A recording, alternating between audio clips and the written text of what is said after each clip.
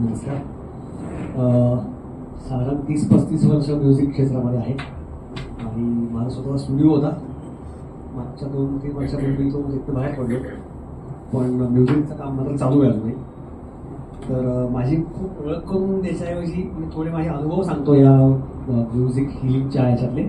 त्यातनं तुम्हाला जे मिळेल माझ्याविषयी ते थोडं पुरेसे असं मला वाटतं. जिंगल टून्स कोणाला माहिती आहे? त्याचे म्युझिक कंपोजर कोणाला माहिती आहे? त्यातली 97% गाणी मी कंपोज केली.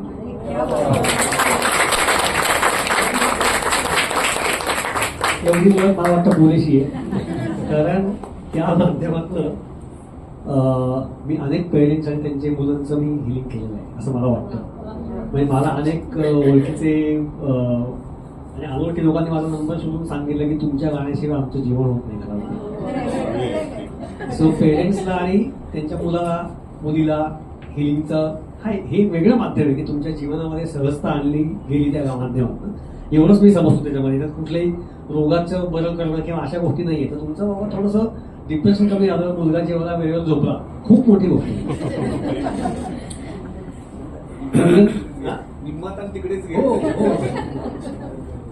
पुलंच्या मुंबईकर पुणेकर की नागपूरकर मध्ये एक वाक्य आहे की पहिल्या 3 वाक्यात जर भाषा मिळाला नाही तर पाऊस जमत. तर मी बहुतेक मिळवलाय तेव्हा मला पुलंच्या. आता थोडंसं म्युझिक विषयी बोलतो की माझा स्टुडिओतला पार्टनर होता प्रसाद रानडे, म्हणजे ऋषिकेश रानडेचा काका. आम्ही दोघांना बरीच वर्ष एकत्र काम केलं होतं. आणि त्याला बांबू स्पाईन किंवा ज्याला अँकोलॉजिक स्पॉन्डिलायटिस म्हणतात की बांबू आपला स्पाईन जो आहे ते एक हाड होऊन जातं, सिंगल बोन होतं. आणि त्याच्यामुळे तुमच्या अंगावर प्रेशर येतं पुष्कळ ठिकाणी. त्याला रोज सकाळी उठल्यावर वेगळा नंबर असतो चष्म्याचा. आज सकाळी बघितलं तर हा तो 1 नंबर लावून बघणार, दुसरा नाही. आज काहीच होत नाही, आज चष्मा काढून ठेवला, अरे आज दिसते माझ्या चष्म्याशिवाय, रोज वेगळा नंबर. आणि मग त्यांनी पोटात प्रेशर येणार, मग अपचन, सगळ्या गोष्टी होत्या. तर तुम्हाला काय म्हणायचं की आधी मी जर म्युझिक पण नसतो ना तर मी कधीच जीवन संपवलं असतो. सो आणि असं आहे की स्पॉन्डिलायटिस जो त्या प्रकारचा आहे त्यात 10 लाखात एकाला होतो. आणि त्यातले बहुतेक जण हा मार्ग अवलंबतात. पण तो त्यांनी नाही फॉलो केला, कारण त्याला तसं वाटलं नाही, कारण म्युझिक त्याला प्रत्येक वेळा उभारी दिसतो आयुष्यामध्ये. सो हा त्यातला एक अनुभव आहे. दुसरा, आजकाल सगळं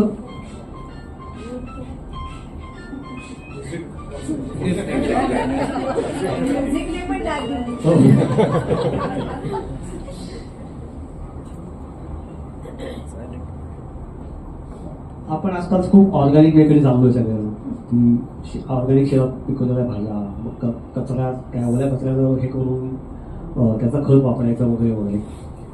आपलं संगीत जे आहे ना ते तसंच आहे. आपलं संगीत ऑर्गॅनिक आहे.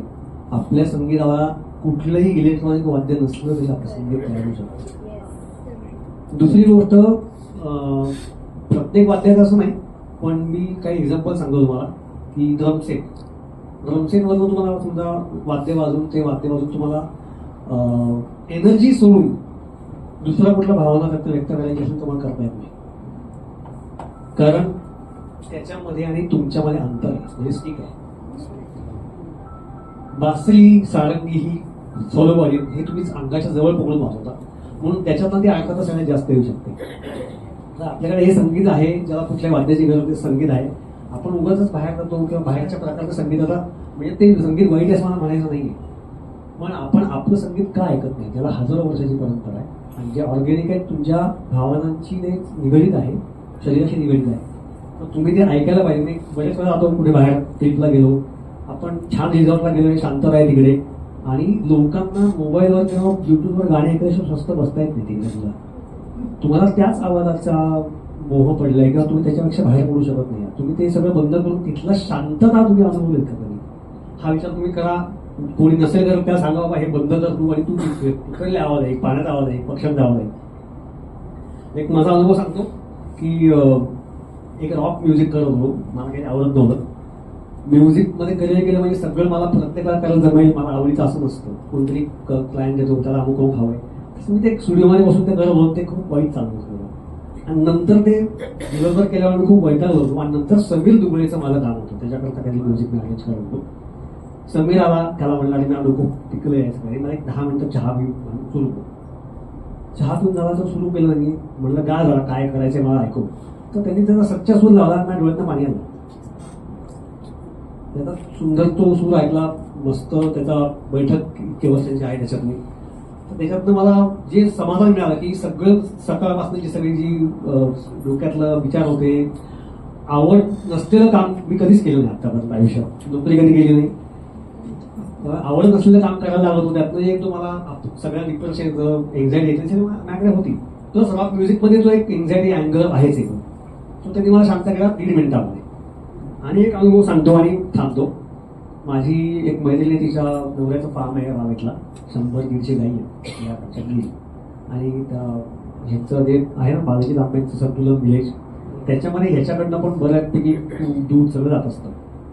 तर तिने सांगितलं अनुभव आहे हा, फर्स्ट हँड इन्फॉर्मेशन. मी ती गाय बघितली आहे नंतर. एक गाय अगदी म्हातारी होती आणि अगदी कधी पण जाईल, तो वेट आला होता, त्यांनी सगळं तपासलं, म्हणलं की आता अवघड आहे तिचं काही.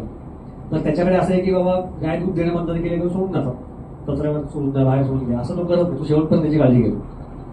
तर तिची होती आणि डॉक्टर म्हणले की आता अवघड आहे, आज उद्याच काय जाईल. तर हिला काय वाटलं, तिने मोबाईल चालू केला, त्याच्यावर हरिजींचं एक तिने बासरी, पण बासरीच्या आणि गायचं नातं सगळ्यांना माहिती आहे, कृष्णाच्या माध्यमातून जे चाललं ते लावलं. ते अर्धा तासाची ट्यून लावली आणि संध्याकाळला रात्री गाय उभी राहिली. आणि नंतर पहिली 6 महिने झाली. म्हणजे त्या दिवशी जाणारी होती ती, तिला त्या संगीताने उभारी झालेली आहे. तर खूप महत्वाची गोष्ट आहे आपल्या आयुष्यात, जी आपण मे बी टॅकल करत नाही आहोत, त्याला अटेंड करत नाही आहोत. आणि माझा मुलगा कोलिन गाणी ऐकतो हे आपण कंप्लेंट करून चालणार नाही, कारण आपण कुठली गाणी ऐकतो हे खूप महत्वाचं आहे. जर आपण मोबाईल घेऊन डोकं बसवून मुलाला वाचनाचा छंद नाही असं कंप्लेंट केली तर ती बरोबर नाही.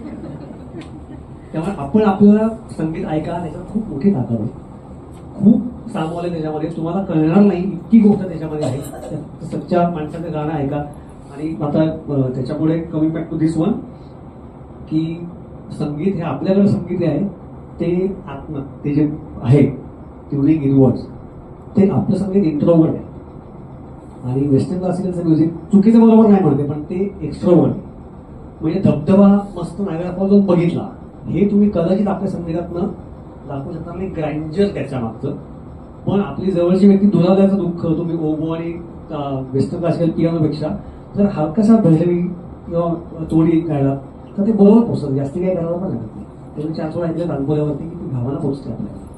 सो आपलं जे आहे जाणे, आपण जे पर्यंत करतो ऑर्गॅनिक करिता, अमुक ह्या सगळ्या करता आपलं म्युझिक जे आहे, आपलं संगीत आहे, खूप मोठी परंपरा आहे. तर ते अत्यंत आवश्यक आहे तुम्ही ऐकणं, म्हणजे जीवनाचा भाग करून घेणं आवश्यक आहे. तर तेवढं करा. आणि अशीच तुम्हाला अनुभवती, गौरीला पण ती अनुभवती मिळवली, जसं तिचं म्युझिकल नॉलेज समृद्ध होते आणि त्यातनं तुम्हाला त्याचा फायदा होईल, अशी मी सदिच्छा व्यक्त करतो. आणि धन्यवाद. Thank you so much.